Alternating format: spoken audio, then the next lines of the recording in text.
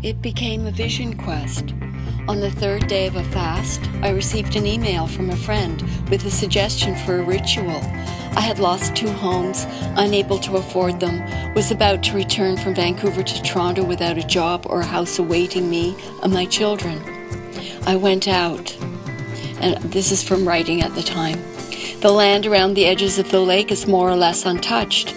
Wild grasses and waters grow profusely, with grass and trees filling their circumference from the lake to the borders of the park. I walked through the park, listening for the tree calling that had been singing to me.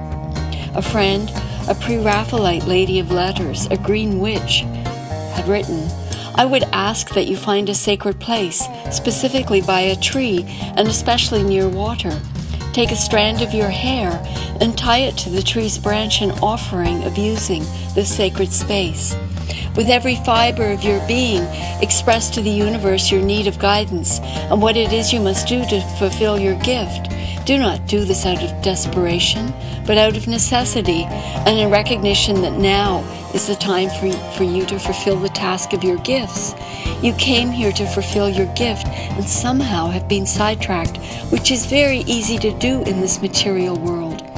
Ask that the path be revealed to you, and to the very depths of your soul, your essential being, ask for this inspiration and this focus.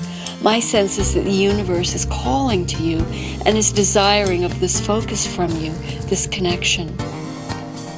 I passed into the low-lying swampy area where the water birds nest. There is a place of powerful old trees, one of which I felt affinity with, yet when I stood before the silent giants in their shadowed copes, I knew this was not the right place. It would be dark soon. I returned to the beach where I brought my dog to swim frequently and sat on the bench I always sat on. It was under a willow tree, and I began speaking to the tree in quiet tones, expressing my fears and needs. I tried to tie a strand of my hair to a branch. Something didn't synchronize. Then I heard a deep and sonorous singing in a hushed lullaby nearby. I looked over and saw another willow tree just over from where I sat.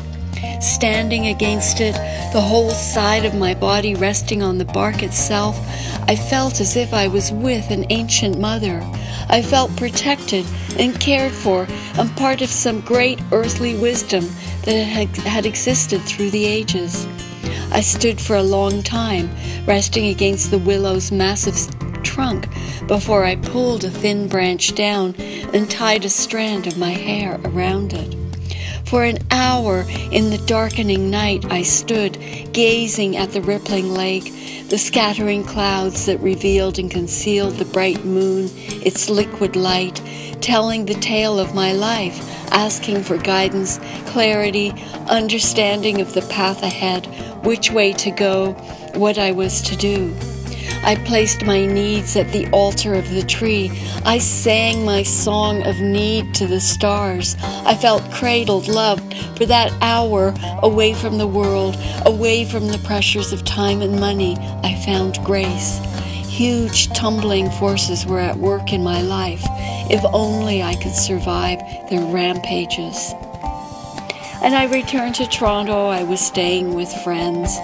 And I did a meditation, 2 hours, 5 hours. And I put into the meditation, where am I going to live? It was a really stressful issue. And at the end of the meditation, what emerged was a street name. And I would say you don't meditate to find something, but sometimes an intuition arises and you listen. And this street was in an area of Toronto that I really love. It is a heavily treed area. The homes are quite wealthy now, but there are a lot of academics. A lot of students live there, so there is, reasonably priced housing. Margaret Atwood lives in this area. Jane Jacobs lived here before she passed away last year. The oldest tree in Toronto is in this neighborhood. It's probably 500 years old. So I started prowling the street that had come up in my meditation. I walked up and down it with my dog. I haunted the street. and nothing happened. I ended up renting an apartment elsewhere where I lived for almost 2 years. A beautiful house, but I needed an apartment. My household goods were still in storage, and we needed to come back together. So I started looking for apartments, probably looked for 5 months, eventually went to a group where, who would find an apartment for me. And I had settled on a two-bedroom apartment. And I went in to sign the lease, and I was sitting there, and the landlord said, "Oh, by the way, another apartment has come up. It's closer to your daughter's school, and it's in a building that is almost never vacant. People never move from this building." And I said, "Oh, well, where is it?" And he mentioned the street that had been in my meditation, the street that I had haunted, prowled, and my mouth dropped open. I'm like, whoa, what? You're kidding. That is a very magical street. And, so trusting my intuition and the vision of the trees and the calling and the singing and the deeper wisdom, I so trusted this intuition. I signed the lease then and there without seeing the apartment.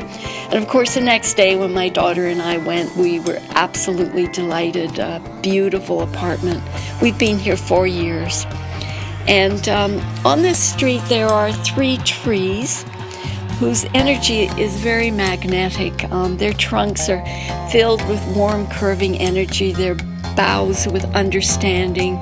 Their leaves of light. They have the ability to withstand high winds, storms. They are actually maple trees. And I felt and still feel it was these trees who heard my lament across the country when I sang my song to the willow trees who were singing to me. And it was these trees who answered my meditation and who brought me home. And when I walk by them, I feel I am home, that they are home. And these trees are the trees in the painting. They're put together, taken out of the street. They're not on the same side of the street. They're not even at the end of the street that I live. But I pass them every day, and I put them in my painting together because they're my vision trees. And they keep me connected to the deep intuition, the underlying forces, the greater connections, the deeper listening, the true love of the underneath of life here. They keep me connected to the magic of vision.